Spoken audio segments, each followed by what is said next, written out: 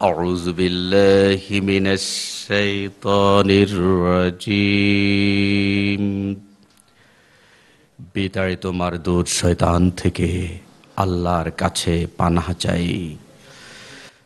বিসমিল্লাহির রহমানির রহিম। পরম করুণাময় আল্লাহর নামে শুরু করছি। يا أيتها النفس المطمئنة হে শান্তি প্রাপ্ত আত্মা, ইরজিই ইলা ربك راضية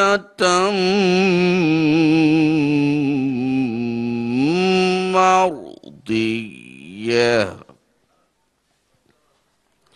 তুমি এসো এমন ভাবে যে তোমার প্রতি তোমার প্রতিপালক আর তুমি তোমার প্রতিপালকের প্রতি সন্তুষ্ট। সাদাকাল্লাহুল আযীম। মুখরিত হবে দিন গানে গানে আগামীর সম্ভাবনা। তুমি এই দিনে পৃথিবীতে এসেছো শুভেচ্ছা তোমার, তাই অনাগত ক্ষণ হোক আরো সুন্দর উজ্জ্বল দিন কামনা। আজ জন্মদিন তোমার।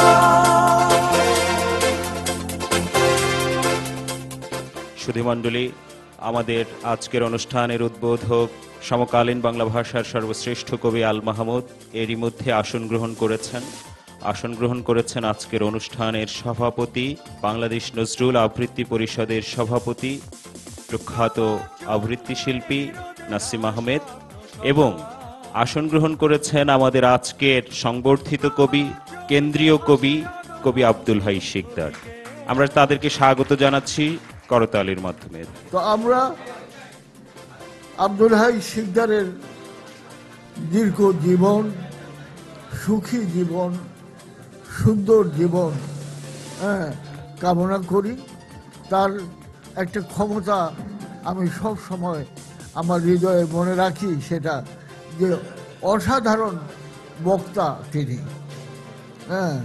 অসাধারণ বক্তা, খুব সুন্দর গুছিয়ে এত সুন্দরভাবে বলেন যে আমি হা করে তাকিয়ে থাকি তার মুখের দিকে।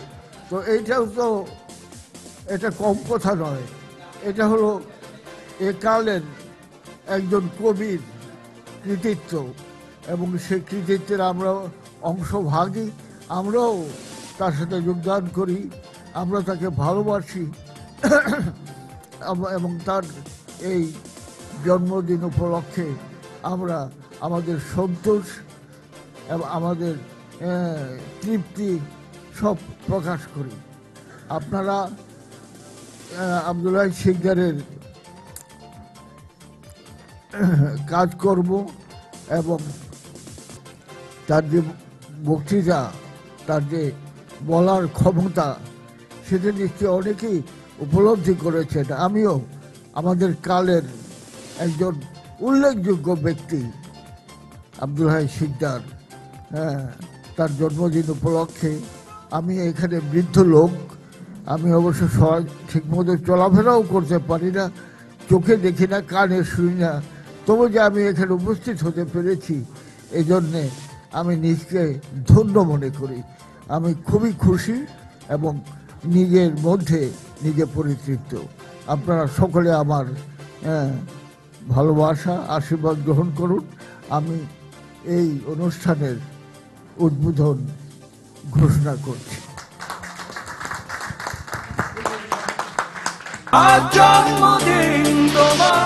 তিন নামে একটি নাম, আব্দুল হাই শিকদার। সুতরাং বোঝাই যায় যে বহুমুখী প্রতিভা। শিকদার বাংলাদেশ চলচ্চিত্র সাংবাদিক সমিতি বাচ্চাদের সুদীর্ঘ দিনের সদস্য। যখন কবি হিসেবে তার উত্থান হয়নি, তখন প্রখর চলচ্চিত্র সাংবাদিক হিসেবে তার অগ্রযাত্রা ছিল চোখে পড়ার মতো। একই বছর দুজনে, তারও যেমন 57, আমারও 57, তো সঙ্গত কারণে বছর ভিত্তিক একটি আন্তরিকতা থাকবে। সিদ্ধার্থকে অনেক শুভেচ্ছা, আর মোহাম্মদ ভাইকে শুভেচ্ছা এবং সবাইকে শুভেচ্ছা। ধন্যবাদ। আজ জন্মদিন তোমার। সুধীবৃন্দ, সমাগত কবি, শিল্পী, দর্শক, শ্রোতা,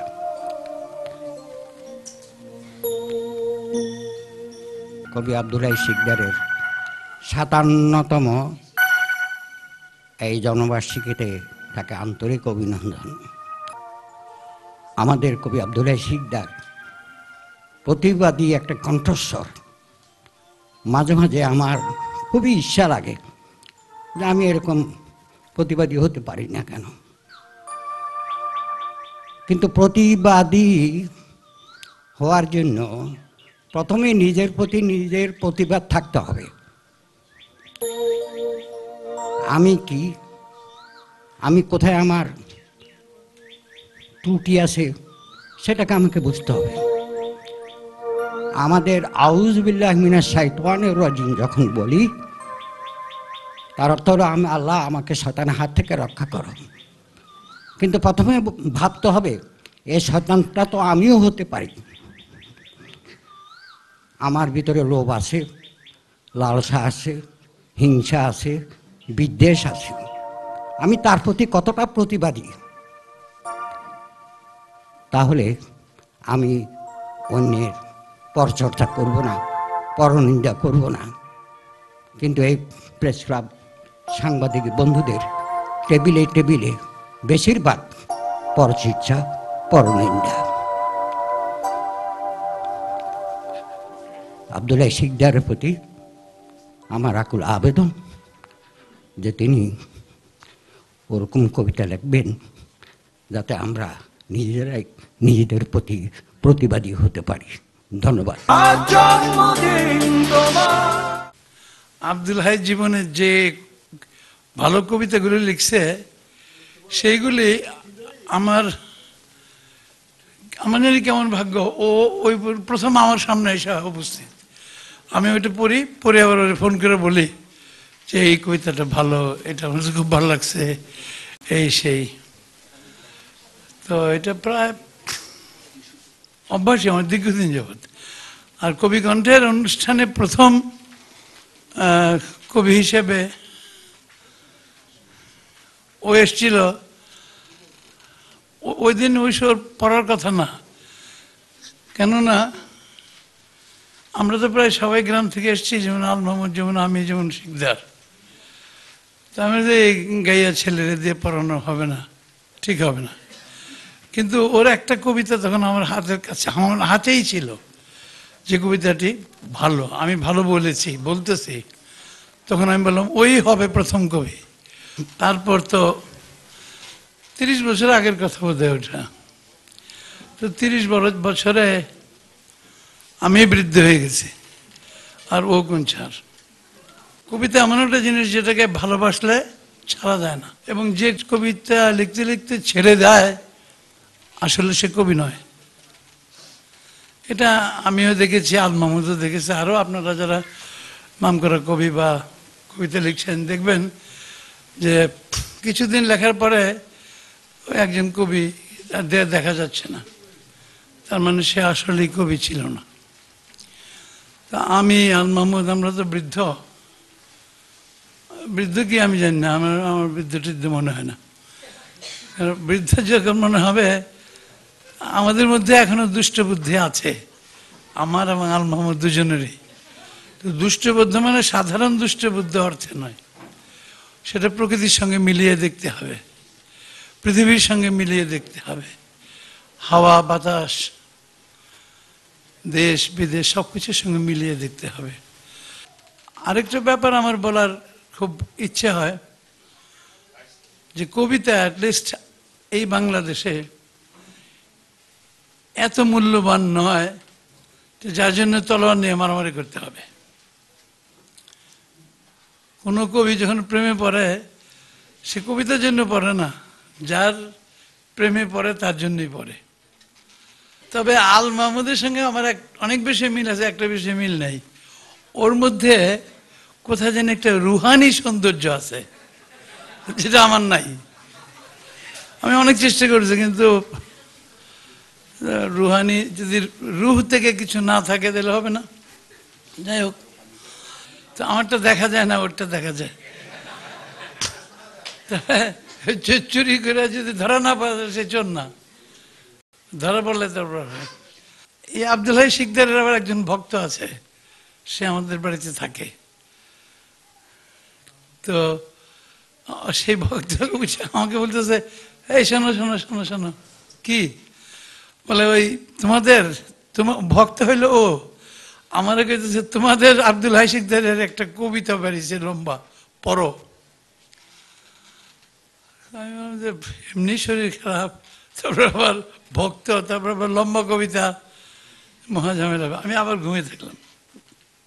বাট 8টা বাজার আগে আমি উঠে পড়লাম। উঠে গিয়ে আমি বললাম, আমাকে যেন কে বললো যে শিকদার আব্দুল হাইয়ের কবিতাটি পাঠ করো। আমি গেলাম, সেই পত্রিকাটি সংগ্রহ করলাম, কবিতাটি পড়লাম। পড়তে পড়তে অর্ধেক পড়ছি যখন, তখন আর একটা টেলিফোন বাজতে ছিল। আমার বাসায় 2টা টেলিফোন আছে, আরও বেশি আছে, যে হাতেরগুলো থাকে না, ওইগুলো আছে। আমি তো ওইগুলো করি না। তো মাঝখানে আমি ওকে টেলিফোন করলাম। ও বলে, ফজল ভাই আপনি টেলিফোন করলেন? ও হি ওয়াজ সার্চিং ফর, গ্রোপিং ফর ওয়ার্ডস, যে ওর যে ভালো লাগছে। কবিরা দুর্বল লোক তো, তারা এই কোনো মেয়ে একবার তাকালে পাগল হয়ে যায়। কবিতার লাইন একটু ভালো হলে এলো থেলো হয়ে যায়। তো যাই হোক, তো ওকে আমি বললাম, আমি কবিতাটি এক্সপ্লেন করলাম ওর কাছে যতটুকু পড়েছি। তারপরে বললাম আমি আধা ঘন্টা পরে আবার ফোন করতেছি। আধা ঘন্টা পরে আমি আবার কবিতাটা নিলাম, পুরোটা পড়ে ওকে আবার ফোন করলাম। এগুলো কিন্তু কোনো কাহিনী না, গল্প না, সত্য কথা। এই দেশে কেউ কাউকে ভালোই বলে না, মন্দ কিছুই বলে না। সেইখানে যখন দ্বিতীয়বার ওকে আমি কবিতাটি সম্পর্কে একেবারে মানে একটু বিস্তৃত বিবরণ পাঠ করে, ওরটাই আমি ওকে বললাম কেন কবিতাটি ভালো, কেন কি এই সমস্ত। কিন্তু আমি ইচ্ছে করেই সেই কবিতাটির নাম এখানে বলবো না। আজ জন্মদিন তোমার। সুধীমণ্ডলী, আজকে যার জন্মবার্ষিকী উপলক্ষে আজকে আয়োজন, সে আমার অত্যন্ত শ্রেষ্ঠ ছোট ভাই, তার বড় ভাই। আমরা একসঙ্গে কবিতা লিখছিলাম, কলেজের ম্যাগাজিন সেক্রেটারি ছিলাম আমরা। যাই হোক, আজকে আমি ঢাকায় চিকিৎসার জন্য এসেছি। জানতে পারলাম আজকে আব্দুল হাই শিকদারের জন্মবার্ষিকী উপলক্ষে সমবেত হয়েছেন। সেই কারণে আর থাকতে পারি নাই। একটু শুভেচ্ছা আপনাদেরকে, আজকে তারা আয়োজন করেছেন তাদেরকে অভিনন্দন জানানোর জন্য আমি এখানে এসেছি। আব্দুল হাই আমার অত্যন্ত প্রিয়।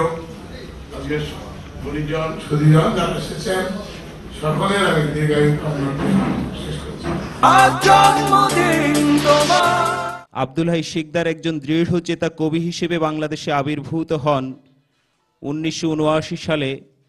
তার আবির্ভাবের সাথে সাথেই তার খ্যাতি ও প্রতিপত্তি ঘোষিত হতে থাকে। অতি সহজেই এদেশের বুদ্ধিজীবী সমাজ, বিশেষ করে কবি সমাজে ও সাহিত্যিক সমাজের মধ্যে তিনি একজন উল্লেখযোগ্য ব্যক্তি হিসেবে পরিচিত হয়ে উঠতে থাকেন। তার কথা, বক্তৃতা, কবিতা এবং রসিক মানুষ হিসেবে তিনি নিজে দেশের সাহিত্যের অঙ্গনে সুপরিচিত হয়ে উঠতে থাকেন। তার কবিতা পাঠ, আবৃত্তি ও উচ্চারণের ভঙ্গি অতি সহজেই শ্রোতাদের চিত্তকে প্রফুল্লতায় পরিপূর্ণ করে দেয়। আমি কবি আব্দুল হাই শিকদারকে একজন সহজ, সরল, বিনয়ী এবং একই সাথে দৃঢ়চেতা মানুষ হিসেবে দেখতে পেয়ে তার দিকে বন্ধুত্বের হাত বাড়িয়ে দিই। এভাবেই তার সাথে আমার সম্পর্ক গড়ে উঠতে থাকে। আমি সব সময় আমার বিপদে আপদে, দুর্ভাবনার ব্যাকুলতায় তাকে আমার মিত্র হিসেবে পেয়েছি। তিনি যেমন সহজ, সরল, বিনয়ী মানুষ, তেমনি কবিত্ব শক্তিতে উদ্ভাসিত এক অসাধারণ ব্যক্তি হিসেবে আমার কাছে পরিচিত হয়ে উঠতে থাকেন। আমি তাকে আমাদের সাহিত্য ও কাব্যের জন্য এক অপরিহার্য ব্যক্তি সত্তা হিসেবে দেখে এসেছি। তার কবিতায় একটি তেজোত্তপ্ত দ্রোহের লক্ষণ প্রায় সবসময়ই পাওয়া যায়। এই তেজ সৃজনশীল মানুষের একান্ত ব্যক্তিগত হলেও অন্যের কাছে তিনি দৃষ্টান্ত স্বরূপ হয়ে ওঠেন। আব্দুল হাই শিকদারের কবিত্ব ও ব্যক্তিত্ব একটি উল্লেখযোগ্য ঘটনা হিসেবে আমাদের সাহিত্যে সংযুক্ত হয়েছে বলে আমি মনে করি। ৫৭তম জন্মদিনে আমি এই কবির দীর্ঘ জীবন, সুখ, শান্তি ও সমৃদ্ধি কামনা করি। কবি আল মাহমুদ এটি তিনি গত ২৪ ডিসেম্বর লিখে দিয়েছিলেন। আজ জন্মদিন তোমার। কবি আব্দুল হাই শিকদারকে শুভেচ্ছা জানাচ্ছে বাংলাদেশ সংস্কৃতি।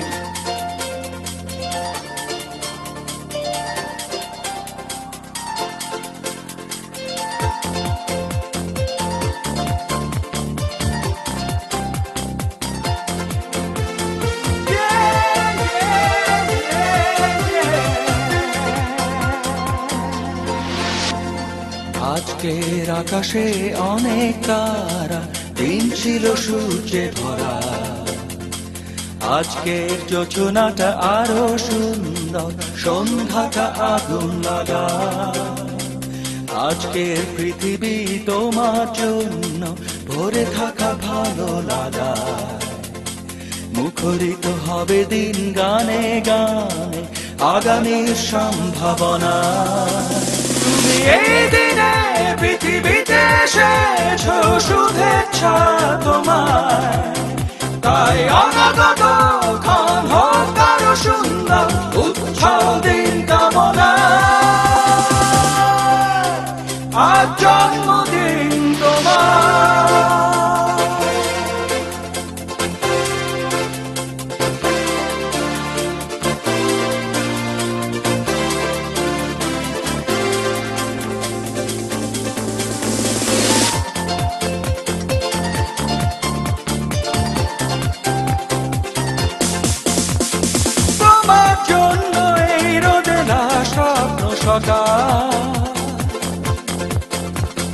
তোমার জন্য হাসে অগণন স্নিগ্ধ দিকে।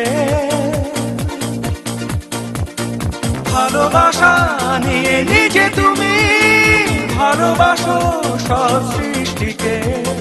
ভালোবাসা নিয়ে নিজে তুমি ভালোবাসো সব সৃষ্টিকে। তুমি এই দিনে পৃথিবীতে এসেছো, শুভেচ্ছা তোমায়। তাই অনাগত ক্ষণ হোক আরো সুন্দর, উজ্জ্বল দিন কামনা।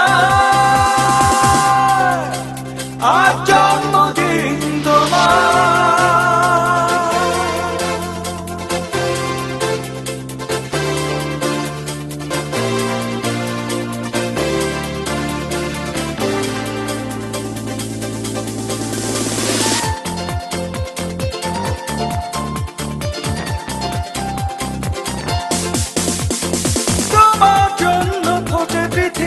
সব গোলাপ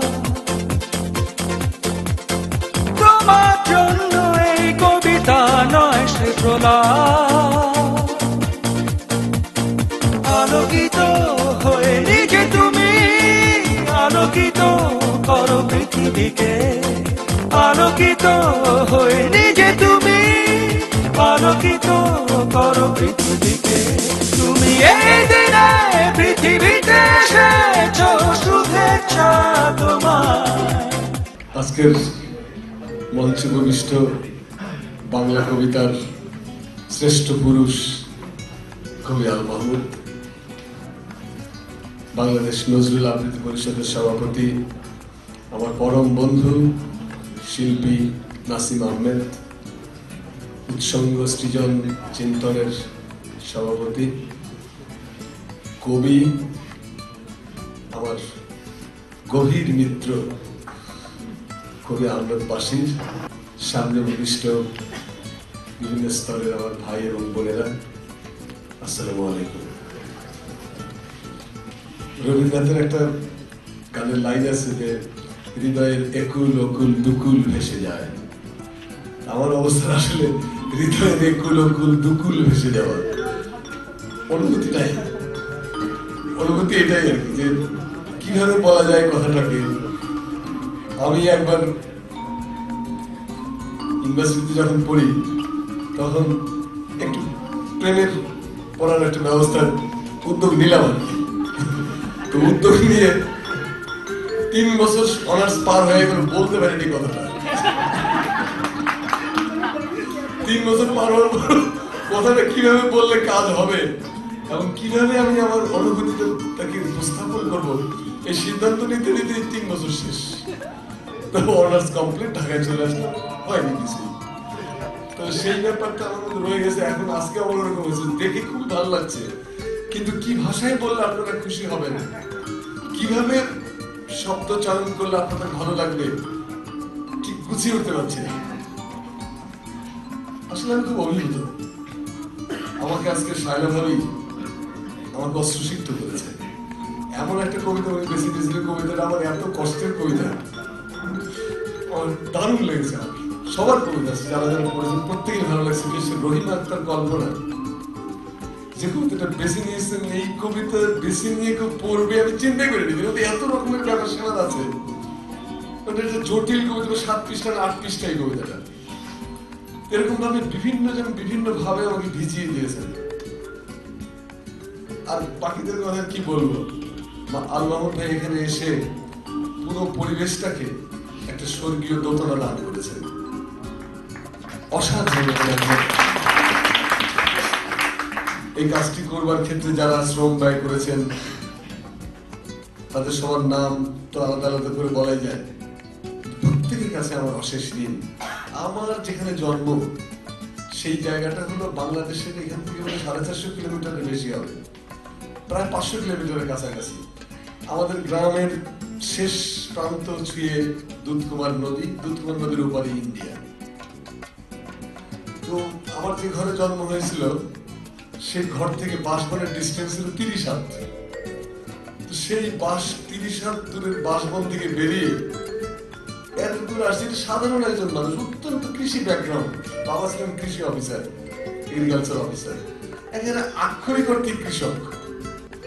সঞ্চয় ছিল শুধু মৌলানা ভাসানীর, নজরুল জননেতা মৌলানা ভাসানীর স্নেহ। খুব ছোটবেলায় আমার সৌভাগ্য ছিল, আমার মায়ের কাছ থেকে মৌলানা ভাসানী আমাকে কোলে নিয়েছিলেন, আদর করেছিলেন। আমার কপালে হয়তো তার চুম্বনের দাগ লেগে আছে। তো এরকম ছোটখাটো কিছু স্মৃতি ছাড়া গৌরব করার মতো কিছুই নাই আমার।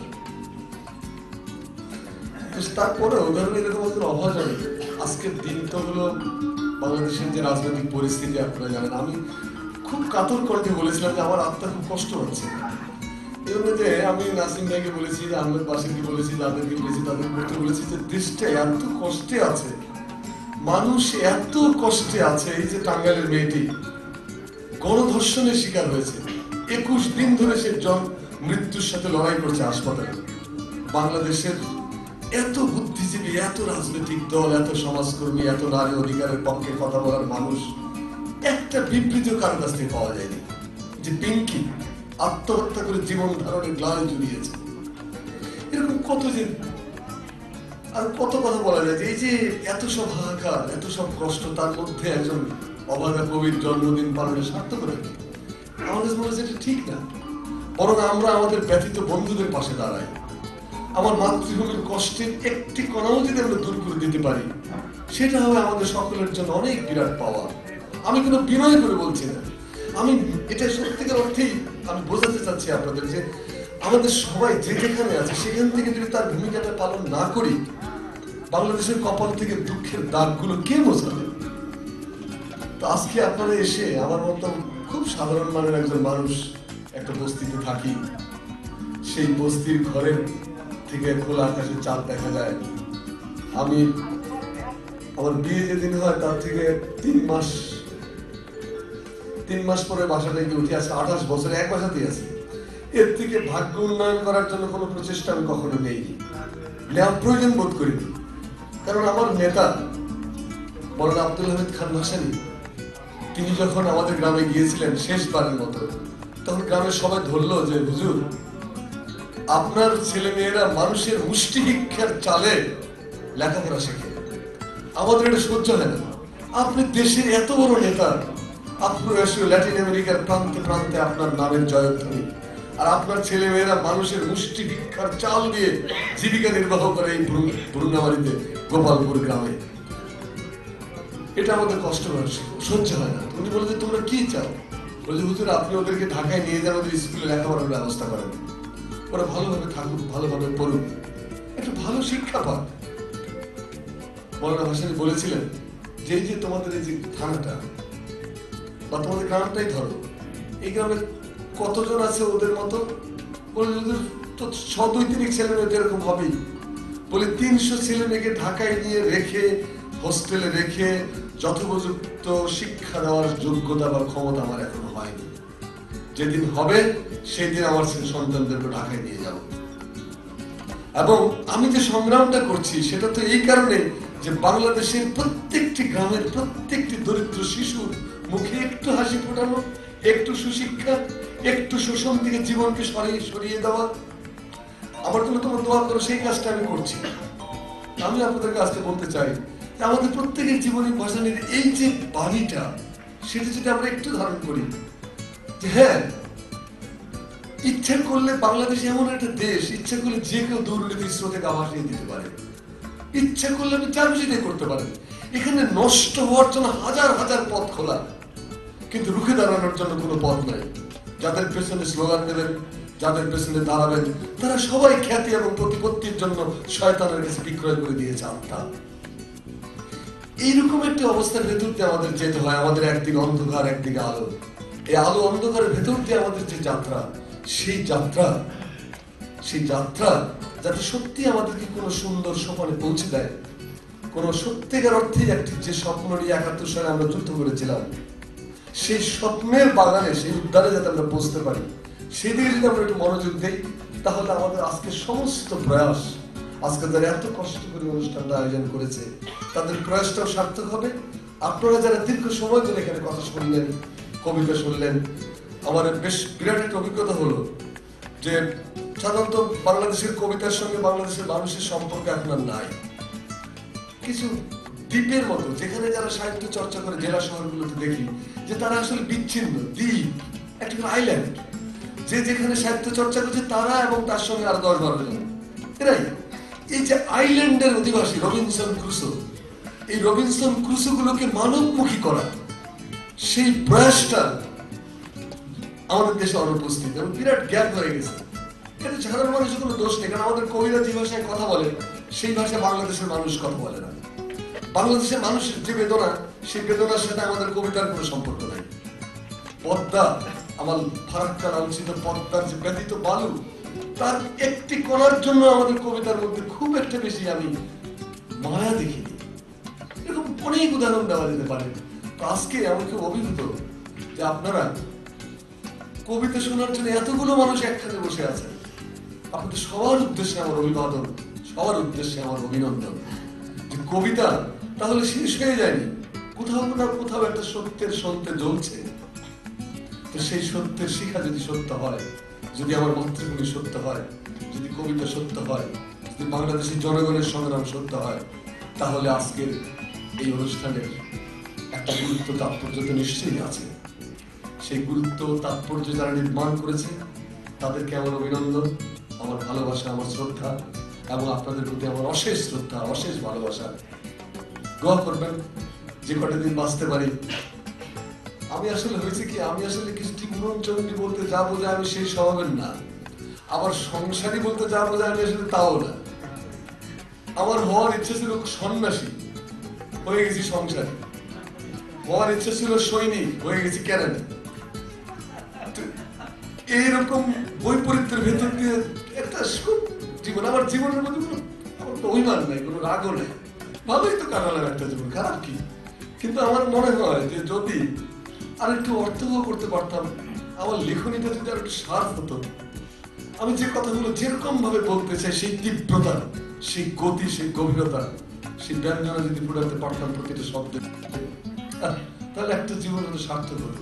যদি আল মাহমুদের কলমের একটি কালির দাগও আমার কলম থেকে বেরোতো, কতই না ভালো হতো। আল মাহমুদের মতো তার আমরা লিখতে পারি না। আল মাহমুদ ভাই বাংলাদেশের এমন কোন নদী নাই যেখানে তিনি সন্তরণ করেননি। আমি যে নদী কয়টা দেখছি, বেশি নদী তো দেখাই হয়নি, সন্তরণ তো পরের কথা।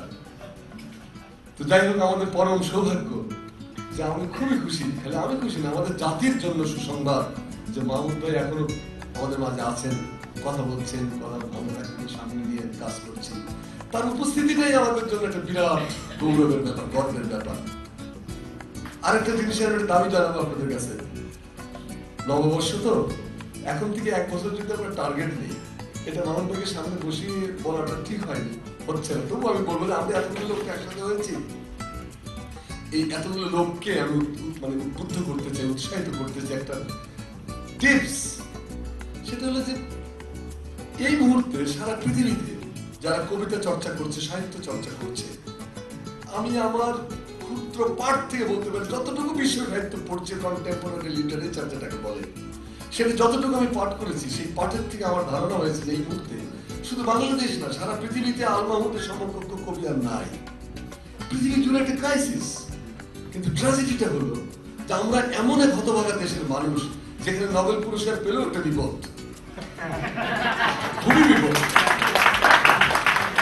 সেই বিপদের মধ্যে আমরা আল মাহমুদকে ফেলতে চাই এই কারণে যদি আমরা একটু উদ্যোগ নেই, একটু চেষ্টা করি। এখন ইন্টারনেটের যুগ, ইমেইলের যুগ, কত রকমের ফ্যাসিলিটিস।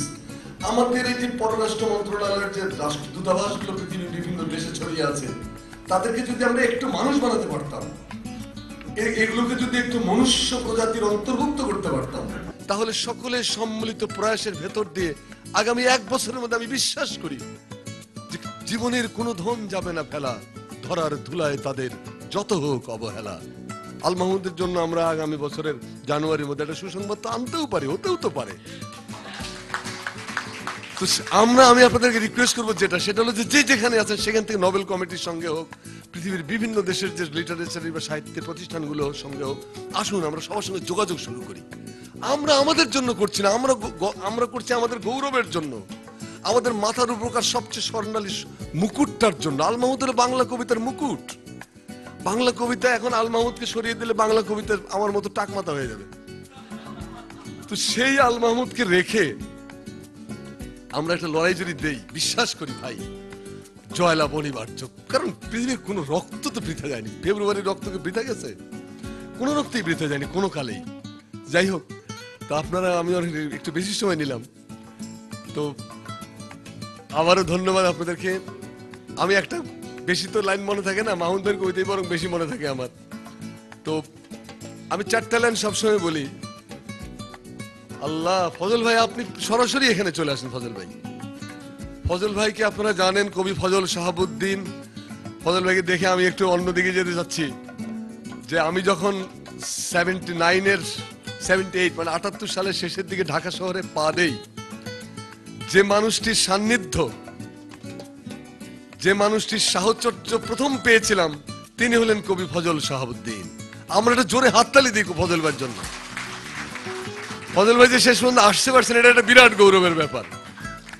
এবং ফজল ভাই কবি কণ্ঠ নামে একটা সংগঠন করতেন, এবং সেটা আপনারা জানেন যে খুব সম্মানিত, অত্যন্ত উচ্চ মার্গীয় বাংলাদেশের শ্রেষ্ঠ কবিরা এর মধ্যে অন্তর্ভুক্ত ছিলেন। মাহমুদ ভাই ছিলেন, আমাদের কবি জাতীয় মনীষী সৈয়দ আলী আহসান ছিলেন, হাসান হাফিজুর রহমান ছিলেন, মোহাম্মদ মনিরুজ্জামান ছিলেন, আলাউদ্দিন আলাজাদের মতো কবি ছিলেন ফজল ভাইয়ের সঙ্গে একসাথে। তো সেই যে বিশাল কবি কণ্ঠ, এত বড় বড় রথী মহারথী, তার মাঝখানে দূর রংপুরের মফস্বল থেকে আসা যে মাতৃভাষা এখনো ছাড়তেই পারেনি ঠোঁটের থেকে, এখনো বাহে টাহে মুখ দিয়ে আসে, সেরকম একটি ছেলেকে লেজ ধরে যেভাবে ওই যে মুনি যেভাবে ইঁদুরকে বাঘে পরিণত করেছিল, ফজল ভাই এরকম নর্দমার কিনার থেকে আমার লেজ ধরে মঞ্চে বসিয়ে দিলেন এবং আমি রাতারাতি কবি হয়ে গেলাম। এবং ফজল ভাইয়ের কাছে আমার ঋণ এই জন্য অশেষ, কারণ ওই আমি জানি যে সময় ফজল ভাই আমাকে প্রজেক্ট করেন সেই সময় আমার বয়সের কবিদের মধ্যে আমি একলাই। পরে বোধহয় দাবি দেওয়ার কারণে ফজল ভাই ওখানে আমাদের জরিনা আক্তারকে অন্তর্ভুক্ত করেছিলেন জাস্ট একটা ব্যালেন্স করার জন্য। তো দুজন কবির অভিষেক হয়েছিল ফজল ভাইয়ের কবি কণ্ঠে, দুজন তরুণ কবি সেই বিশাল বিশাল জায়ান্টদের পাশে। সেই ফজল ভাই আজকে এখানে আসছেন। ফজল ভাইয়ের শরীরটা ভালো না, তা আমাদের সবার প্রার্থনা হোক, দোয়া হোক যে আমাদের বাংলা সাহিত্যের দুই শ্রেষ্ঠ কবি যেন আল্লাহ তাদেরকে সুস্থ রাখেন, জীবনের শেষ মুহূর্ত পর্যন্ত যেন তারা সচল থাকেন, সুন্দর থাকেন। আর চারটা লাইন বলে শেষ করছি। সবসময় আমি এই কথাটা বলি, সেটা হলো যে যখনই কোনো সুন্দরের সামনে পড়ে যাই, যখনই কোনো সুন্দরের সামনে পড়ে যাই, অমনি বলি ধন্যবাদ রে, ভালো থাকিস ভাই। কাল সকালে আর আমাদের না যদি হয় দেখা, কাল সকালে আর আমাদের না যদি হয় দেখা, তবুও জানিস ক্ষণিক জনম মিথ্যা হয় নাই। আরো দুটো লাইন বলি, দুটো লাইন। দেশান্তরী যে হতে চায় হোক, দেশান্তরী যে হতে চায় হোক, আমি তো ভাই বাংলাদেশের লোক।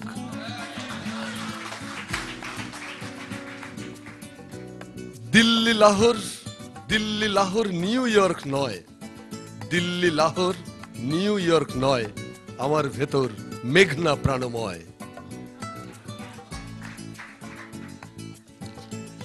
দিল্লি লাহোর নিউ ইয়র্ক নয়, আমার ভেতর মেঘনা প্রাণময়, জলের ধারা সকাল সন্ধ্যা বয়। ভালো থাকবেন।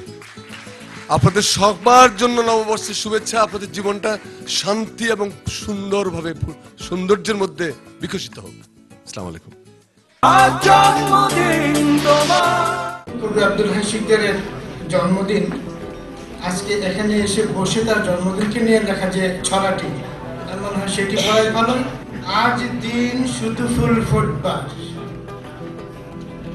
আজ দিন শুধু ফুল ফুটবার, শিমুল পলাশ আর রক্ত চূড়ার। আজ দিন শুধু ফুল ফুটবার, জাফরি গোলাপ আর রক্ত জবার। মরা ঘুম জনতার দিন আজ জাগবার, আজ দিন মানুষের দিন আজ জনতার। যুগের নকিব আজ জাগে দিকে দিকে, অসুরের সুর সাথে অসুরের সুর তাতে হয়ে যায় ফিকে।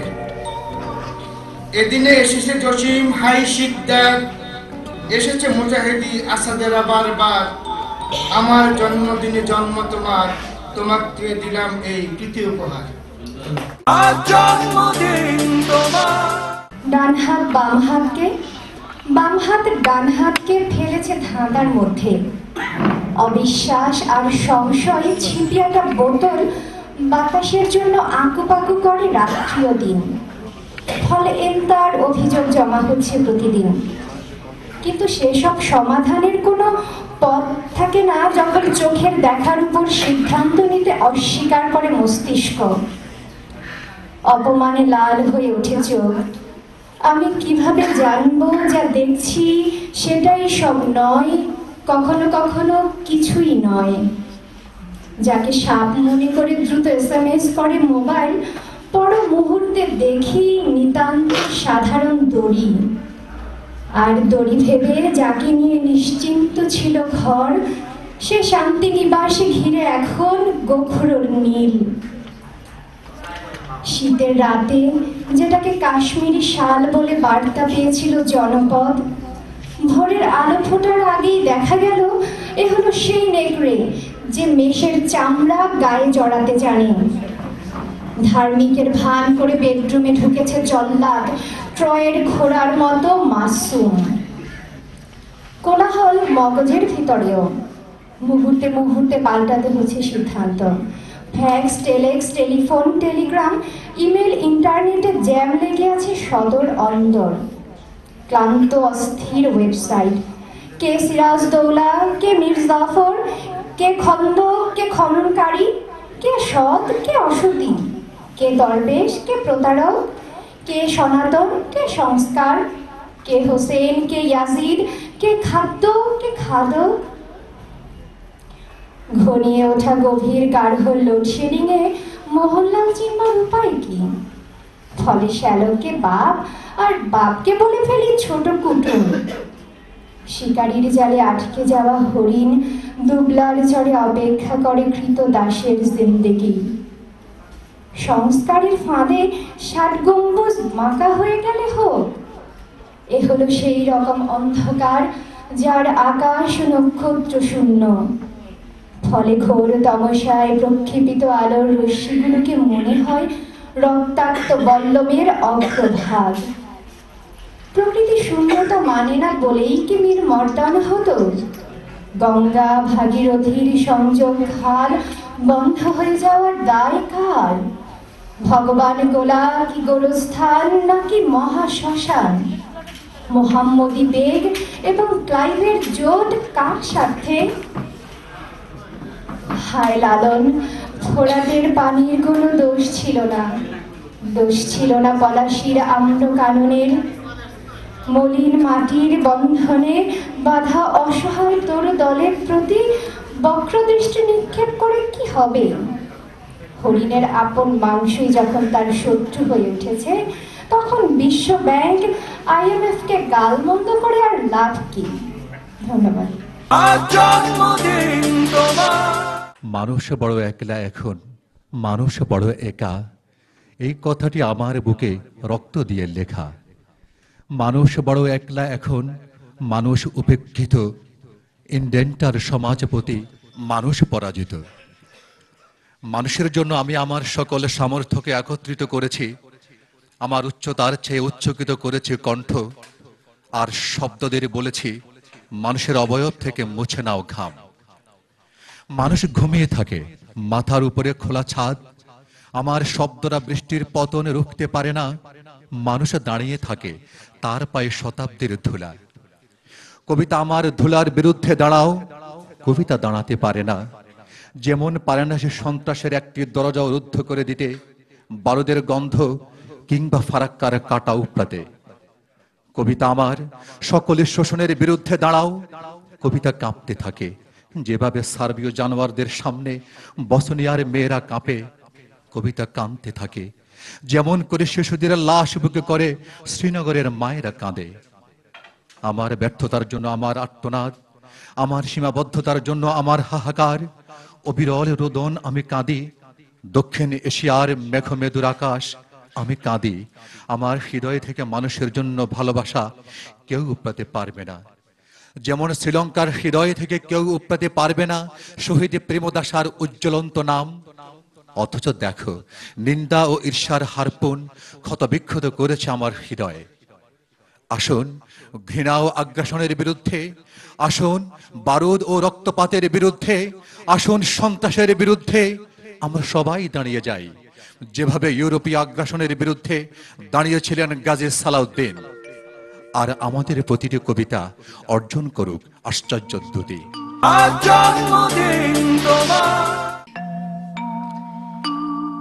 এই চাপ চাপ রক্ত, এই পরিত্যক্ত গোলাপ, এই হৃৎপিণ্ড আমি জাদুঘরে রেখে যাব। তোমরা দেখে নিও, দেখে নিও কাচের জারের ভেতর গাঢ় ক্লোরোফর্মের ডুবিয়ে রাখা তোমাদের সময়ের এক সাহসী পুরুষের হৃৎপিণ্ড পড়ে আছে নির্বিকার সাদায়। শিকারীর নলে ঘায়েল ঝুলে আছে মৃত বুনো হাঁস। কাচের জারের ভেতর তোমরা দেখো, ভালো করে দেখো, তোমাদের অনাদর অবহেলায় কতটুকু পুড়েছিল সে, কতটা বা পোড়াতো আমাকে। দেখো পিত্তথলির ভেতরে কতটুকু অভিমান জমে জমে পাথর হয়েছে। দেখো এই হৃৎপিণ্ড একদিন কোন এক মানুষের ছিল, ছিল এক সজল কবির। ধানের স্বপ্নে ঘেরা দেশের উত্তরে যেই শিউলি প্রভাত, সেইখানে জন্ম ছিল তার। তোমাদের সবার মতো সেও ছিল বিরহ কাতর। বুকের গভীরে তারও জমা ছিল মায়ের আদর। তোমাদের মতো সেও চেয়েছিল খানিক বিরাম, চেয়েছিল হাত ঘড়ি, চেয়েছিল বন্ধু স্বজন, রাতের খাবার আর নিরুদ্বিঘ্ন ঘুম। নিরাপদ পথ চলা, আড্ডার মৃদু অংশীদারি, পকেটে কয়েকটা টাকা।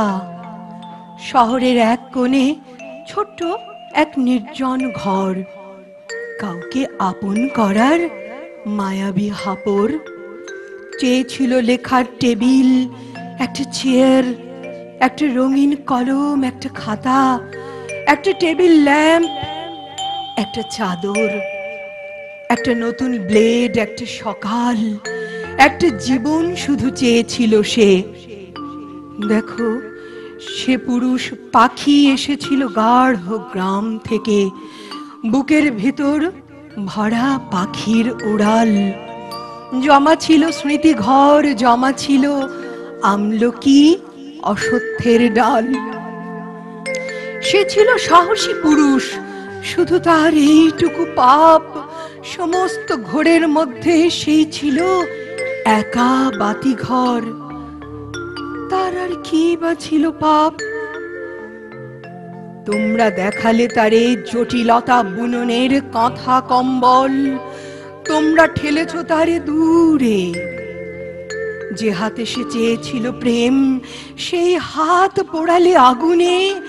যে চোখে বৃষ্টির গান, সেই চোখে হানলে ত্রিশূল।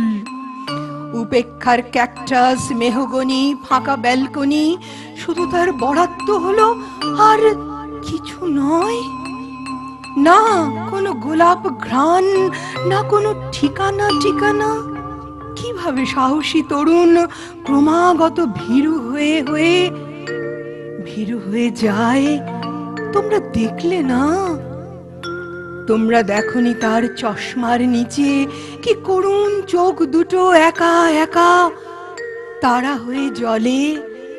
তোমরা দেখনি তার জামার ভিতরে কিভাবে একটা মানুষ ক্ষয়ে ক্ষয়ে গেছে, কিভাবে দীপিত নদী মাঘে মাঘে অস্ত গেছে? তোমরা দেখলে তার পলি জমে গড়ে ওঠা চর, সেই পলি খুঁড়ে খুঁড়ে তুললে ঝিনুক। ঝিনুকের ভাষা বুঝলে না? বুঝলে না নদীর বুক ভারী হয়ে হয়ে কেন যে প্রশান্ত নীলে জেগে ওঠে কাশ বন চর? বুঝলে না নিজের ভিতর থেকে ডানা মেলে কেন সব ঘাতক অপর লক্ষ মানুষ আর আলোময় নগরীর পথের পাশে একটা শিউলি গাছ আর কোনো দিন পৌষের ভোর দেখবে না? একটা মানুষ আর কোনো দিন টাওয়েলে মুছবে না চোখ, আয়নায় দেখবে না মুখ, কখনো কিছু সেতে কোনো দিন হবে না কাতর। দেখো, ভালো করে দেখো এই পরিত্যক্ত গোলাপ, দেখো শত লাঞ্ছনা কাচের জারের ভেতর ফুল হয়ে আছে। আহা, দেখো বিরহের ফুল কেমন সুন্দর হয়ে জারের ভিতরে ফুটে আছে। দেখো, আহা, ভালো করে দেখো কালশিটে দাগগুলো, ভালো করে দেখো। আমি জাদুঘরে রেখে যাব এই হৃৎপিণ্ড আমার, তোমরা দেখো।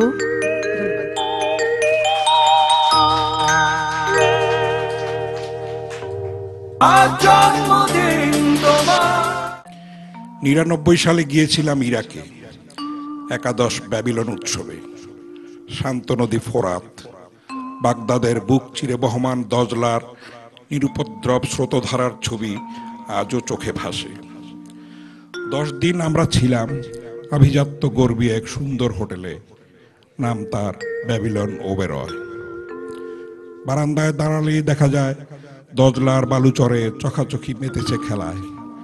ধূসর খেজুর গাছ সারি বেঁধে নির্বাক দাঁড়িয়ে, তাদের শরীরে পাতায় জলে তীব্র ঝাঁজ সূর্যালোক। যত দূর চোখ যায় যুদ্ধক্লান্ত নগরীর এলানো শিথিল দৃশ্য। অদূরেই অন্যতম রাজপ্রাসাদ, যার নাম কাসরে মরিয়ম।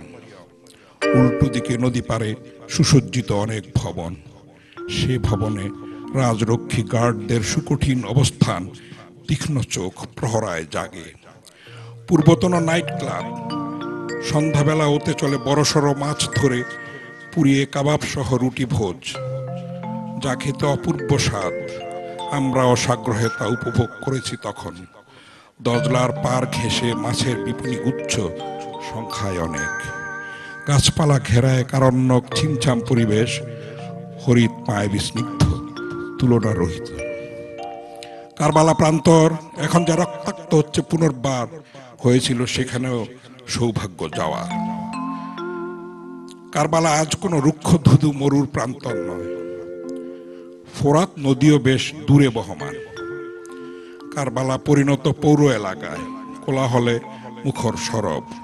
ফোরাত নদীকে দেখলে কারো মনেই হবে না এই ছোট্ট নিরীহ নদীর বুকে দগদগে শোকার্ত যুদ্ধের এক নীরব ট্রাজেডি আছে, দুঃখ শোকে অমলিন। পৈশাচিক সে হত্যাকাণ্ড স্মৃতিপটে উজ্জ্বল আজও।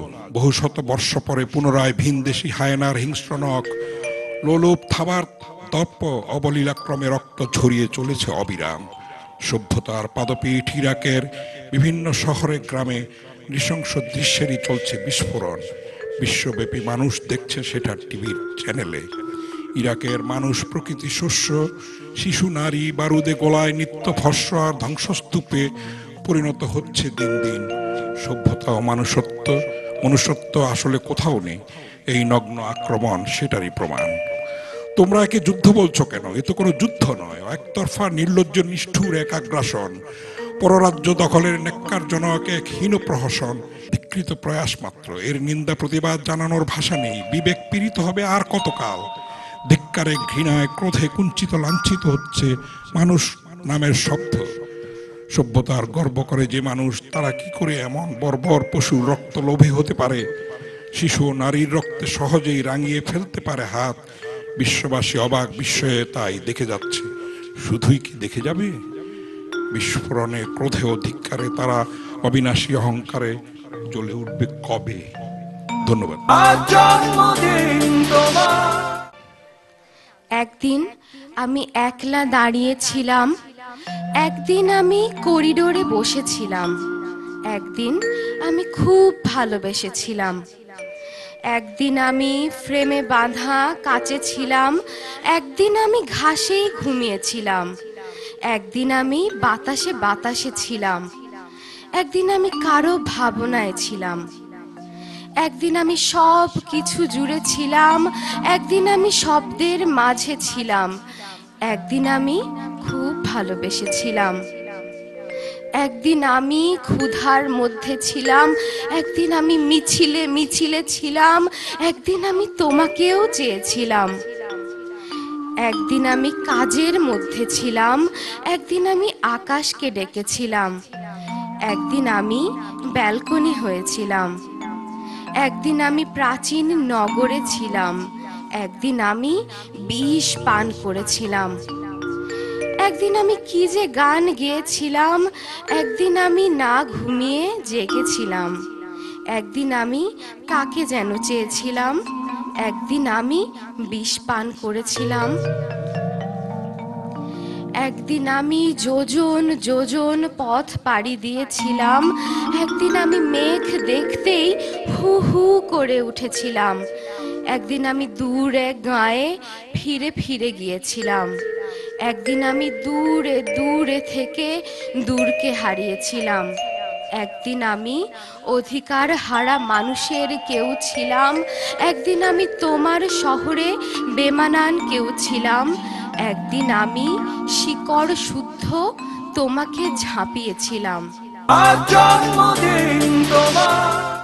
তুমি আমার ধুলিকে করেছ পবিত্র মৃত্তিকা, বেদনা করেছ সঙ্গীতময়, নদীকে দিয়েছ গতি, জাতির জন্য স্বৈর শাসন মুক্ত প্রথম ভোর। তোমার জন্য লিখলাম আমি পদ্মা কর্ণফুলী। তুমি আমার আকাশ থেকে সরিয়ে দিয়েছ মেঘ, বারুদ এবং আগ্রাসনের অন্ধ করেছ চোখ। বৃক্ষকে তুমি সবুজ করেছ, সবুজ পেয়েছে দেশ, দেশ জুড়ে আজ মহিমান্বিত তোমার জয়ধ্বনি। তোমার নামের পাশে রাখলাম এশিয়ার সব ফুল। তুমি আমাকে ফিরিয়ে দিয়েছ বলবার অধিকার, কষ্টের জ্বালা মুছিয়ে দিয়েছ পরম মমতা দিয়ে। কর্তমে তুমি ফুটিয়ে তুলেছ শপথের শতদল, সেই শতদলে সকল কালের ব্যথিত জনের আশা হাতে নিয়ে তুমি এসেছ জ্যোতির্ময়ী।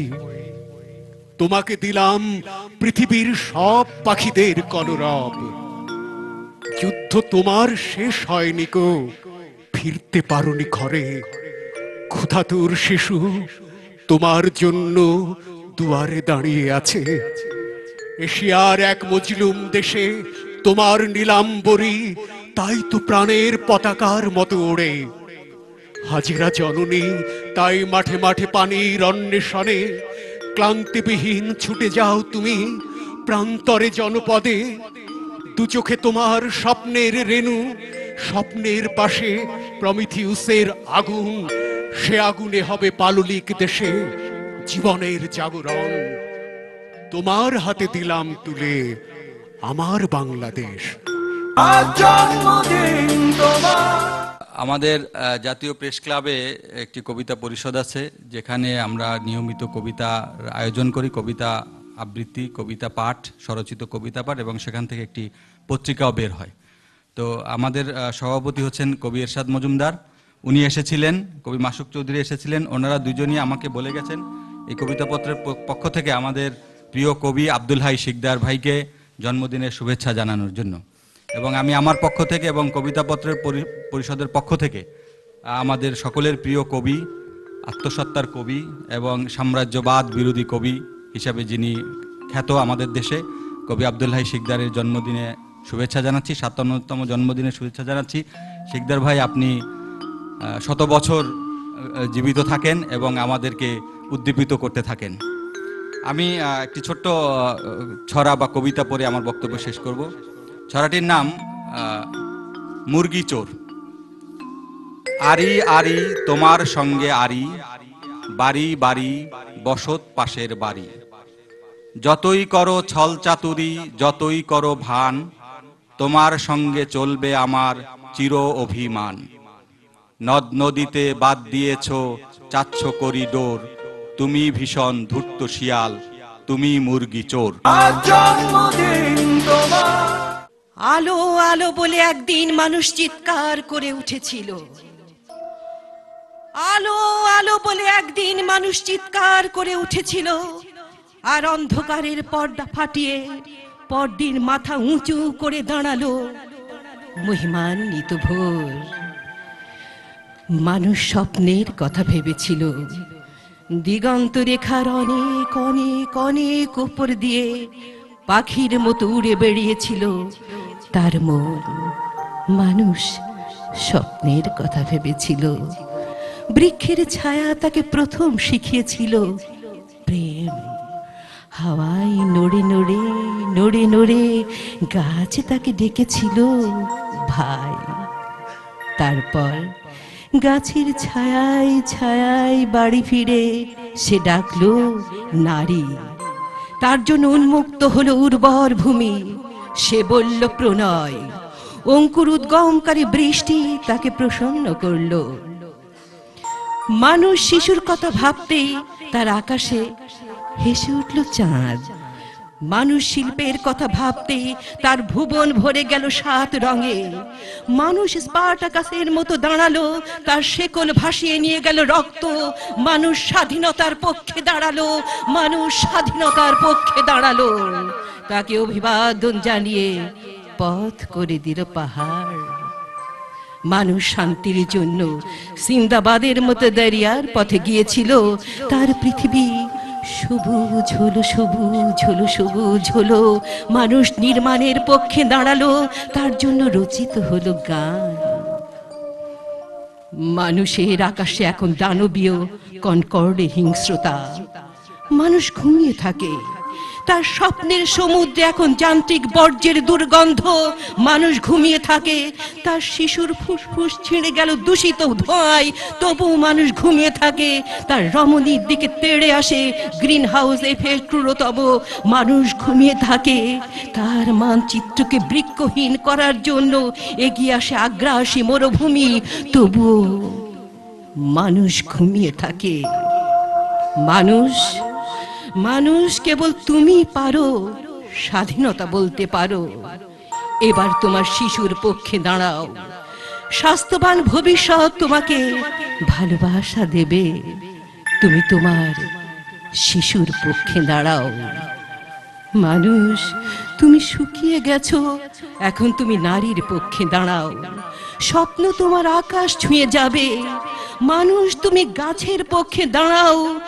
মানুষ, তুমি বৃক্ষমুখী হও। গভীর নিসর্গ তোমাকে অভিবাদন জানাবে। আর অভিবাদন কুড়াতে কুড়াতে মানুষ তুমি আবার মানুষ হবে। সবুজ সিম্ফনি কিনারে সাগরের, মেঘের মনুভূমি নোয়ানো আকাশের। চোখের পাপড়িতে হরিত ঘুম ঘুম, পাখিরা উড়ে আঁকে ভ্রুর ভঙ্গিমা। চুলের খোপা খুলে বাতাস বিলি কাটে, গাছেরা পাতা নেড়ে বাজায় করতালি। দুই পা জলে ধুতে বসেছে পার ঘেঁষে, জলের কানাকানি গড়িয়ে পড়ে হেসে। আফালি অস্থির ডাঙায় উঠে আসে। গোলসে পাতা ঘরে বাওয়ালি যা করে, মধুপ গুঞ্জন করে তা ধরে রাখে। কেওড়া কোরাসের নিঃশ্বাসে ঘন ঘন বয়ান করে গান বরখা গাজী পীর। মুকুট রাজা খোঁজে চম্পাবতী কই, বাতাস এলোমেলো গাজীর বাঁশি বাজে।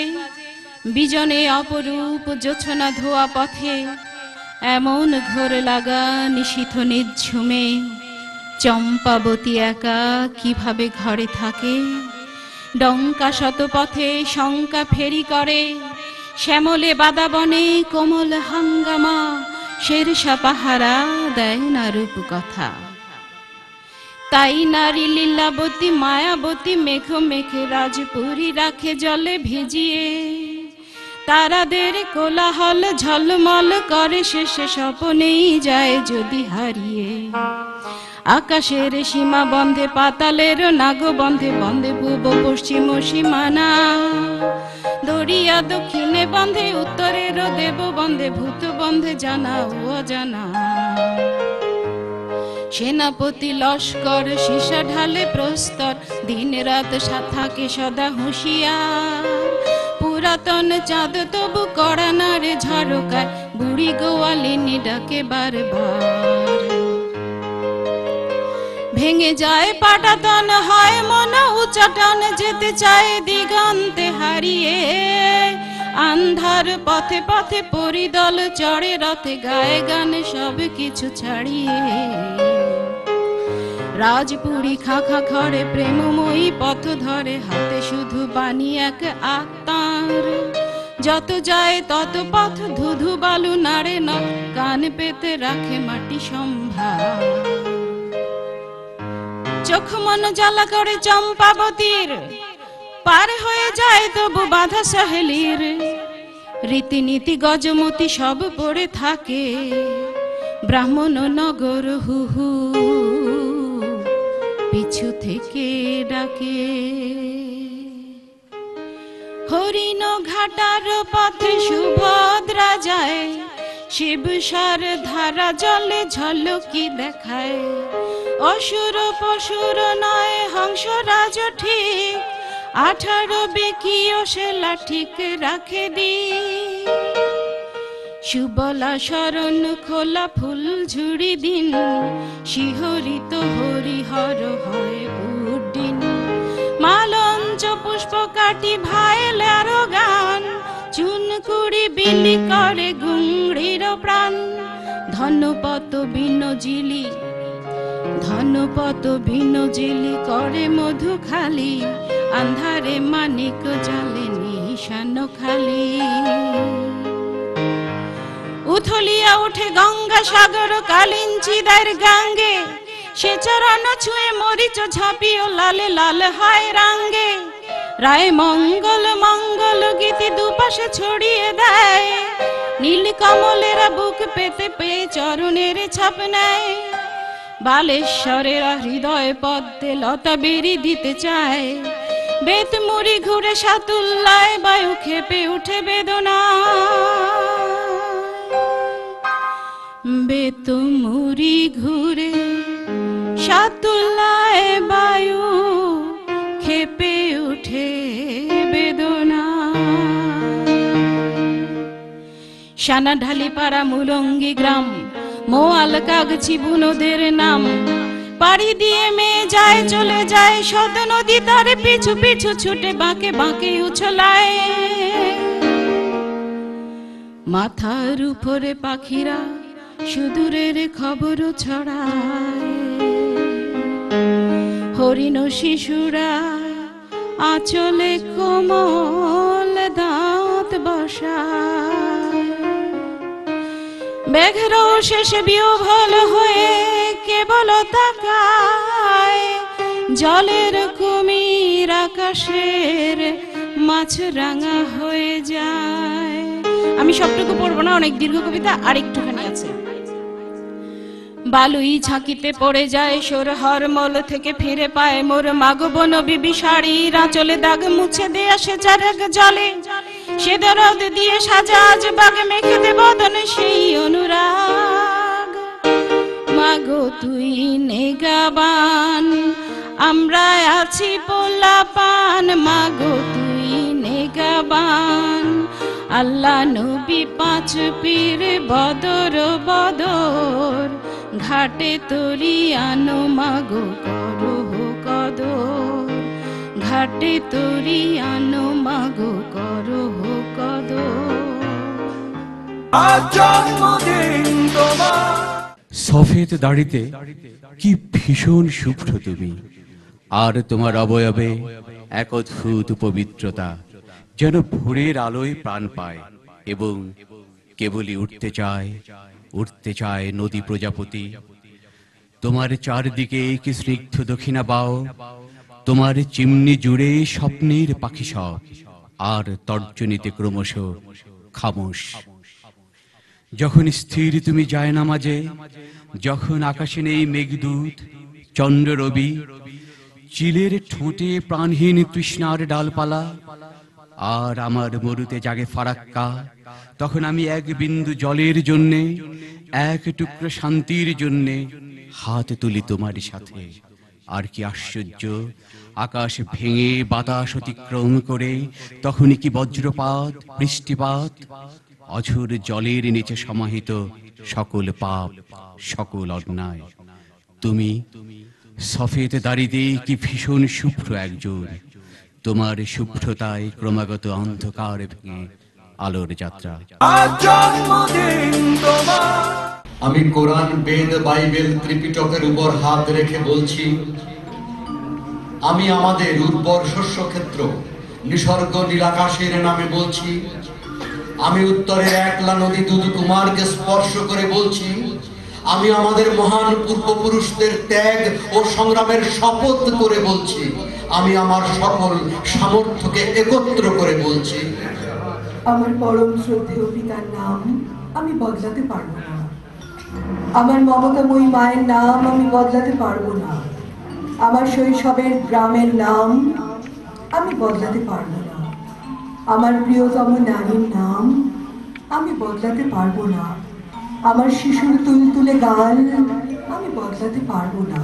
যারা আমার মাতৃভূমিকে ব্যর্থ ও অকার্যকর করার জন্য বিছিয়েছে মাকড়াসার জাল, পিটিয়ে পিটিয়ে মানুষ হত্যা করেছে, যারা ক্ষত বিক্ষত লাশের উপর হিংস্র উল্লাসে বর্বর নৃত্য করেছে, যারা ড্রাকুলার মতো পান করেছে মানুষের রক্ত, বিশ্বময় পাঠিয়েছি ফুল এবং বিভৎস বার্তা, তাদের কথায় আমি বদলাতে পারবো না। আমি উত্তরের ভাই আর আকাশকে বদলাতে পারবো না, জালালের ভাটিয়ালি গান আমি বদলাতে পারবো না, লালনের একতারা বদলাতে পারবো না, হাসন রাজার নেশার ঘোর আমি বদলাতে পারবো না, আমি আব্বাস উদ্দিনের বদলে আদবানিকে ভালোবাসতে পারবো না, আমি পাগলা কানাইয়ের বদলে পবন দাসকে নিতে পারবো না, আমি মায়ের বদলে মাসি কিনতে পারবো না, আমি হীরার বদলে কাঁচ কুড়াতে পারবো না, আমি দাদিকে দিদা বলতে পারবো না, আমি পানির বদলে জল পান করতে পারবো না, আমি কপোতাক্ষের বদলে ময়ূরাক্ষীকে আপন করতে পারবো না, আমি আড়িয়াল খাঁর বদলে দামোদরকে ভাই বলতে পারবো না, আমি লালবাগের দুর্গের বদলে ফোর্ট উইলিয়াম নিতে পারবো না, আমি ৬০ গম্বুজের বদলে ভিক্টোরিয়া মেমোরিয়াল নিতে পারবো না, আমি পল্টনের বদলে গড়ের মাঠ নিতে পারবো না, আমি প্রবীর মিত্রের বদলে প্রসেনজিৎকে নিতে পারবো না, আমি ভাই গিরিশ সেনের বদলে গয়া কাশী নিতে পারবো না, আমি শিলাইদহের বদলে শান্তিনিকেতনে নিতে পারবো না, আমি নজরুলের বদলে নরেন্দ্র মোদীকে নিতে পারবো না, আমি শেরে বাংলার বদলে মহাত্মা গান্ধীকে নিতে পারবো না, আমি ভাসানীর বদলে ভক্ত প্রহ্লাদ সাজতে পারবো না, আমি হোসেনি দালানের বদলে হাওড়া ব্রিজ দেখতে পারবো না, আমি সোনারগাঁর বদলে সোনাগাছি যেতে পারবো না, শরীয়তুল্লাহর বদলে শিয়ালদা কিছুতেই নয়, শামশের গাজীর বদলে শরীর কিছুতেই নয়, শাহজালালের বদলে সবরমতি কিছুতেই নয়, রমনার বদলে রাজঘাট কিছুতেই নয়, কুমিল্লার বদলে কলকাতা নিতে পারবো না, আমি ঢাকার বদলে দিল্লিকে প্রণাম করতে পারবো না, আমি পদ্মা মেঘনা যমুনার বদলে সেই সময় নিতে পারবো না, আমি আবু জাফর শামসুদ্দিনের বদলে সুনীলকে নিতে পারবো না, আমি বিষাদ সিন্ধুর বদলে সুধা সিন্ধু হতে পারবো না, আমি ময়মনসিংহ গীতিকার বদলে গাদ্দার নিতে পারবো না, আমি দীনেশ সেনের বদলে মূর্তিমান প্রলোভন নিতে পারবো না, আমি শাল গাছের বদলে শালা বাঞ্চকদের বাগান করতে পারবো না, আমি সুন্দর বদলের বদলে সুগন্ধির পুতকে বুকে নিতে পারবো না, আমি দাবায় রাখতে পারবো নার বদলে দাবিয়ে রাখতে পারবো না বলতে পারবো না, আমি স্বাধীনতার ঘোষকের বদলে আদালত পাড়ার দই বড়া খেতে পারবো না, আমি পরিষ্কার ভাবে বলছি, আমি সকল পবিত্রতার অঙ্গ হয়ে বলছি, আমি কাজল রেখার বদলে রেখাকে নিয়ে ঘর বাঁধতে পারবো না, আমাদের ঐতিহ্যকে ফেলে ঐশ্বরিয়া রায়ের পাশে দাঁড়াতে পারবো না, যারা আমার পদ্মাকে শুষ্ক বালুতে পরিণত করেছে, যারা টিপায় মুখ দিয়ে আমার কল্লোলিনী মেঘনাকে হত্যা করতে যাচ্ছে, যারা আমার তারুণ্যকে মাদকাসক্ত করছে, যারা আমার বিরুদ্ধে লেলিয়ে দিয়েছে নৃশংস শান্তি বাহিনী, যারা আমার হৃদয়কে করেছে বিভেদ ও হানাহানিতে নিক্ষেপ, যারা আমার ভাইকে করেছে ভাইয়ের ঘাতক, যারা আমার ডান হাতকে লাগিয়ে দিয়েছে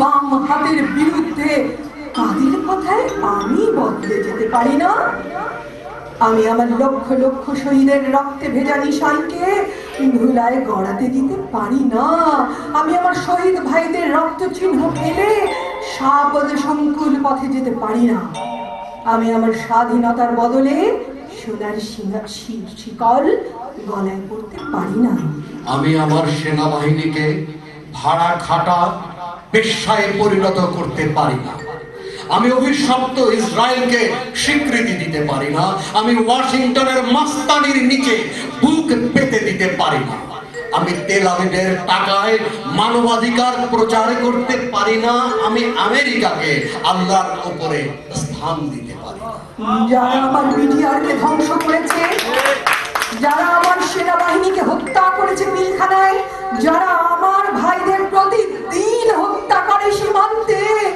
যারা আমার মাথার ভেতরে তৈরি করেছে কালচারাল কলোনি, যারা আমার স্বাধীন মানচিত্রকে করেছে অরক্ষিত, যারা ন্যায় ও সত্যকে হত্যা করছে প্রতিদিন, যারা আমার রাত্রির আকাশকে করেছে চাঁদ শূন্য, যারা সূর্যের মুখে ছিটিয়েছে নোংরা বর্জ্য, যারা জীবন থেকে উধাও করেছে নিরাপত্তা, যারা আমাদের নিক্ষেপ করেছে অশ্রদ্ধা ও অসহিষ্ণুতায়, যারা আমাদের প্রতিটি সূর্যোদয়কে করেছে অস্থির ও টালমাটাল, কসম পলাশীর আম্র কাননের, কসম ইশাখার সমরজয়ী অমর তরবারির, কসম আল্লাহ, তাদের কথায় আমরা বদলে যেতে পারি না।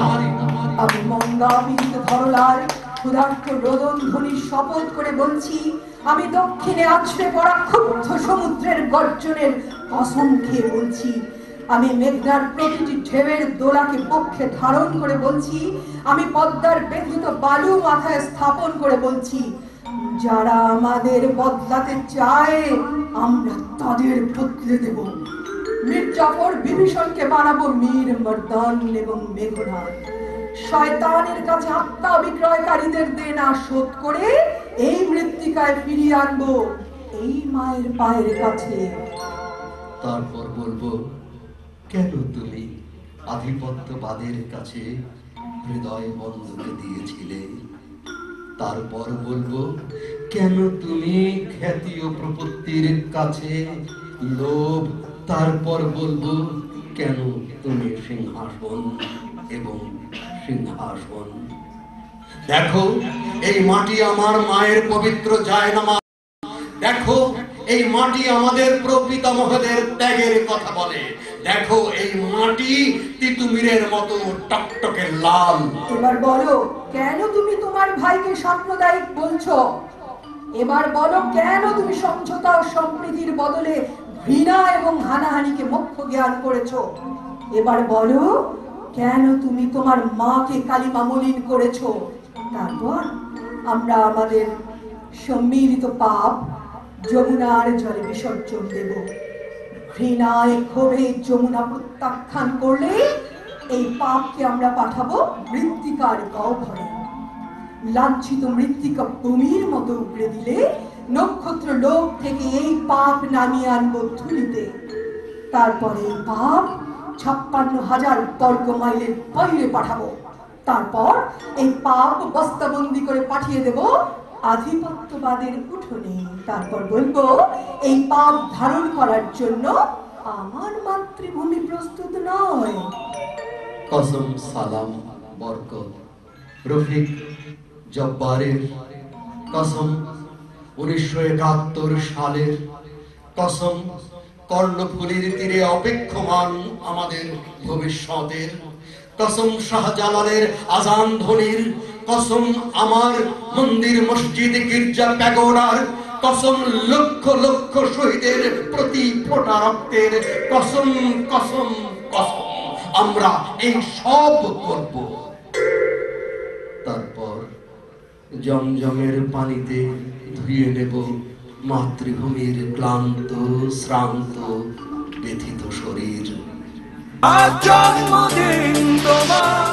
যতদূর দিন ঘিরে আসে তত অটল হইয়া রও, যত পরাজয় ভয় আসে তত দুর্জয় হয়ে ওঠো।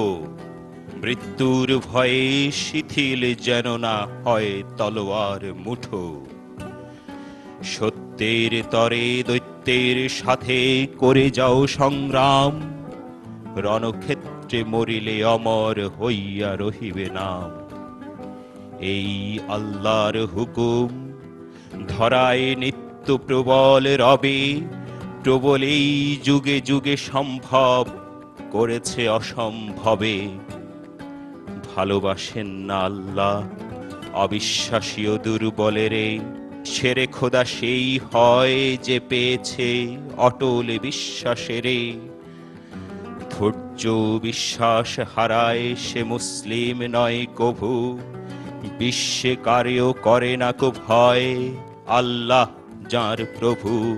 নিন্দাবাদের মাঝে আল্লাহ জিন্দাবাদের ধ্বনি, বীর শুধু শোনে কোনো নিন্দায় কোনো ভয় নাহি গনি।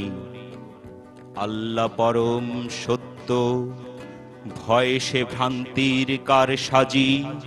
প্রচণ্ড হয় তত পৌরুষ, যত দেখে দাগাবাজি।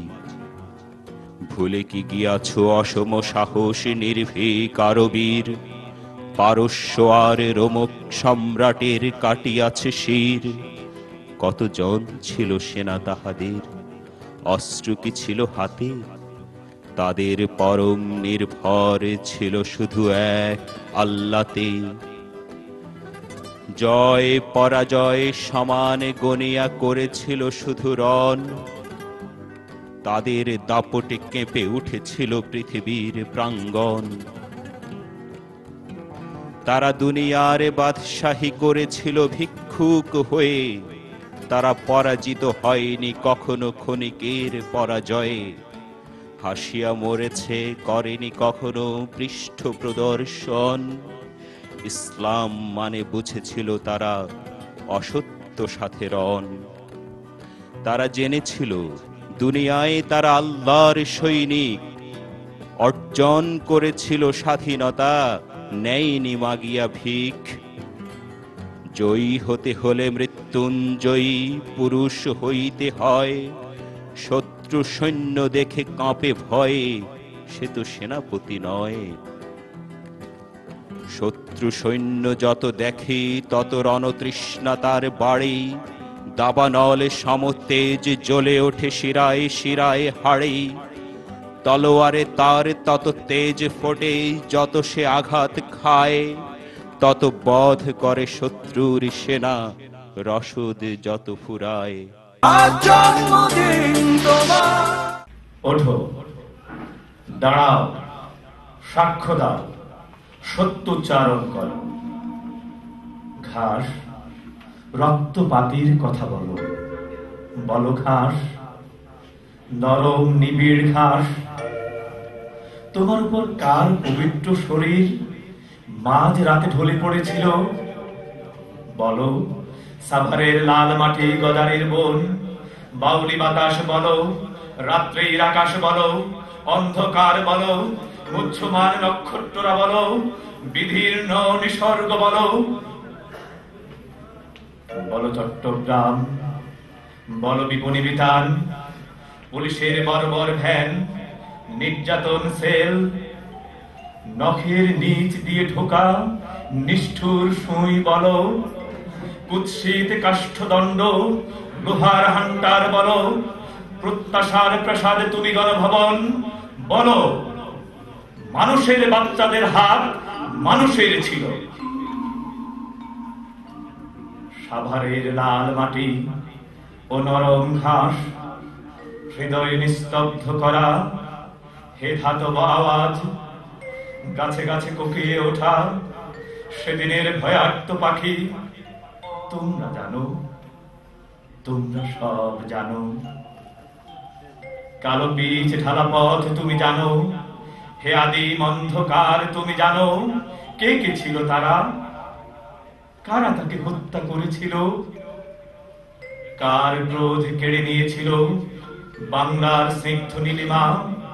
কে সে রুদ্ধ করে পদ্মার স্রোত? কার লাথি বারবার উঠে আসে মানুষের বুকে? মানুষের ম্যাকবেথ, মানুষের পুত রক্ত মাখা।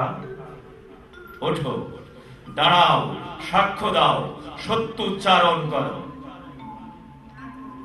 তোমার কিসের ভয়? এ মাটি তোমার।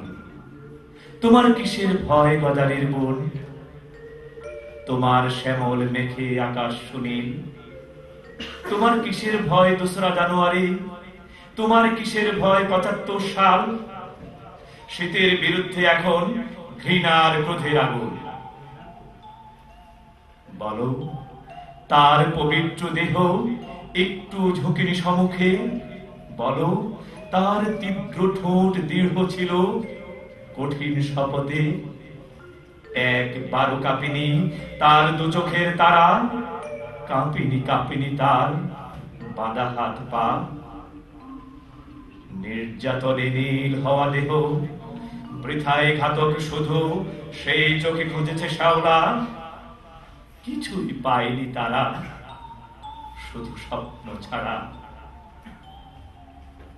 স্বপ্ন হত্যা করে কোন শিশুরা? কেঁদে অট্টহাসি মানুষের স্বপ্ন হত্যা করে। স্বপ্ন কি স্বাপ্নিক থেকে আলাদা বিষয়? সিরাজ শিকদার নয়, কেঁপেছিল খুনিদের বুক, হাতগুলো কেঁপেছিল ভিন্ন জোহাকের। সাঁওতাল পরগনা ডাকি, পেয়ারা বাগান ডাকি, টেকনাফ তেতুলিয়া ডাকি, পদ্মা মেঘনা আমি ডাকি, হিংস্রতা ডাকি, কষ্টের সীতাকুণ্ড আমি ডাকি, অবিরল রোদন আমি ডাকি, ৩০ লক্ষ তাজা শহীদের প্রাণ আমি ডাকি। দোহাই দোহাই জবাব দাও সম্পদের সুষম বন্টন, দোহাই জবাব দাও গণগণে মহাভ্যুত্থান, দোহাই জবাব দাও আল্লাহর কসম, অমন বিশাল প্রেম কারা হত্যা করে, অমন মোহন চোখ কারা অন্ধ করে, কারা সব স্বপ্ন লুটে গোরস্থানে পুঁতে রাখে রক্ত বীজ। মোহাম্মদপুরের মাটি আর কত চেপে রাখলাম। সিরাজ শিকদার কোন মৃত নাম নয়। সিরাজ শিকদার মানে ৫৬,০০০ বর্গ মাইল। সিরাজ শিকদার মানে ১১ কোটি মানব হৃদয়। সিরাজ শিকদার মানে নিদ্রাহীন ১৬টি বছর। সিরাজ শিকদার মানে প্রতিশোধ, শুধু প্রতিশোধ। তারপর শান্তিমগ্ন একটি স্বদেশ। ওঠো, দাঁড়াও, সাক্ষ্য দাও, শনাক্ত করো, সত্যের সম্মুখে আজ তুমি স্পার্টাকাস উন্মোচিত হও। ওঠো, দাঁড়াও, সাক্ষ্য দাও, শনাক্ত করো, সত্যের সম্মুখে আজ বিশাল ভোরে আজ তুমি স্পার্টাকাস উন্মোচিত হও।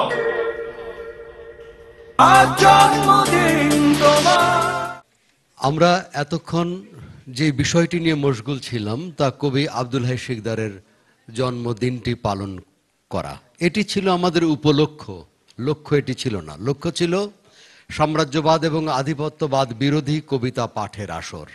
আমাদের অনেক কবি এসেছেন এবং অনেক আবৃত্তি শিল্পী এসেছেন। এই দীর্ঘ সময় ধরে আমরা কবিতার মধ্যে অবগাহন করেছি। কবিতা যে এখনো মানুষকে প্রেরণা দেয়, আনন্দ দেয় এবং উদ্বুদ্ধ করে মহৎ কিছু সৃষ্টি করবার জন্য, তাই দীর্ঘ সময় ধরে আমরা অনুভব করেছি। আমি কেক কাটার সময় একটি কথা বলেছিলাম আমার পরম করুণাময় আল্লাহ রাব্বুল আলামিনের কাছে, যে কবি আব্দুল হাই শিকদারকে যেন আল্লাহ সুস্থ, দীর্ঘ এবং সৃষ্টিশীল জীবন দান করেন। আমাদের আজকের সকলেরই প্রার্থনা এই, কারণ শিল্প সাহিত্য বিপ্লবকে, রাজনীতিকে ভাষা দান করে। যদি কবিতা, গল্প, উপন্যাস যথার্থভাবে মানুষের মর্মবেদনা, মানুষের আকাঙ্ক্ষা, মুক্তির সনদ প্রকাশ করতে না পারে, তাহলে দিগ্ভ্রান্ত হয়ে পড়েন রাজনীতি এবং রাজনীতিবিদ। কবি আব্দুল হাই শিকদার একাকী লড়াকু সৈনিক হয়ে সেই কাজগুলো করছেন। এটি একজন আবৃত্তি শিল্পী হিসেবে এবং পাঠক হিসেবে কবিতার, এটি আমার বিবেচনা। তার কণ্ঠস্বর উচ্চ, চড়া এবং মানুষ সংলগ্ন। আপনারা দীর্ঘ সময় ধরে আমাদের আজকের এই অনুষ্ঠান শুনেছেন। শেষ সময়ে এসেছেন বাংলাদেশের অন্যতম প্রধান কবি ফজল শাহাবুদ্দিন। তিনি আমাদের সকলেরই প্রিয় একজন মানুষ। আমাদের ইচ্ছে ছিল দীর্ঘ সময় যদি তার কথা শুনতে পারতাম, কিন্তু সব কিছুরই একটা যবনিকা টানবার ব্যাপার আছে, চলে যাবারও একটা ব্যাপার আছে। এই প্রত্যাশা নিয়ে যে আমরা আবার মিলিত হব, আমরা আবার কবি ফজল শাহাবুদ্দিনের কথা শুনবো, আল মাহমুদের কথা শুনবো, সর্বোপরি আব্দুল হাই শিকদারের কথা শুনবো, এবং আরও যারা কবিতা লেখেন কবি, তারা কি বিবেচনায় বর্তমান মানুষকে অনুভব করছেন, বাংলাদেশকে অনুভব করছেন, কি বিবেচনায় বাংলাদেশের মানুষ তাদের কবিতায় স্থান করে নিচ্ছেন তা আমরা শুনবো, কারণ জাতি মানুষ তা শুনতে চায়। সুধীবৃন্দ, আমাদের আজকের অনুষ্ঠানের নাম আমরা দিয়েছিলাম নিত্য প্রবল হও। আমাদের জাতীয় কবি কাজী নজরুল ইসলামের একটি কবিতার বিখ্যাত লাইন, নিত্য প্রবল হও। তিনি মানুষকে নিত্য প্রবল হতে বলেছেন, প্রবলতর ভালো হতে বলেছেন, প্রবলতর গণমুখী হতে বলেছেন, প্রবলত আস্থাশীল বিশ্বাসী হতে বলেছেন।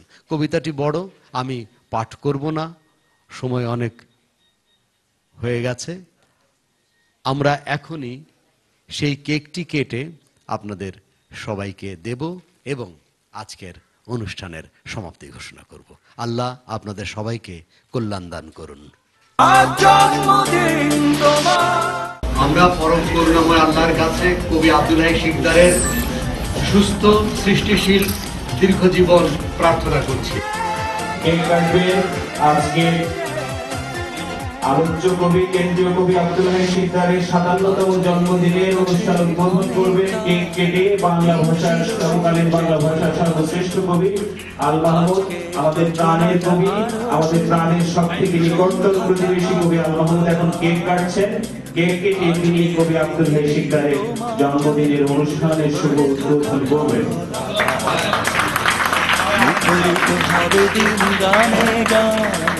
আগামীর সম্ভাবনা তুমি এই দিনে পৃথিবীতে এসেছো, শুভেচ্ছা তোমার। তাই অনাগত ক্ষণ হোক আরো সুন্দর উৎসব দিন কামনা। আজ জন্মদিন তোমার।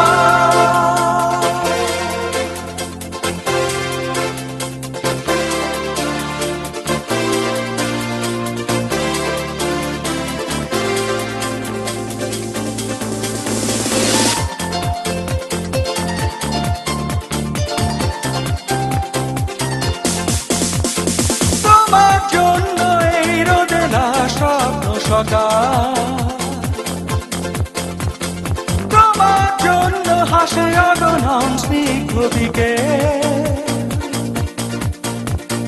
ভালোবাসা নিয়ে নিজে তুমি ভালোবাসো সব সৃষ্টিকে। ভালোবাসা নিয়ে নিজে তুমি ভালোবাসো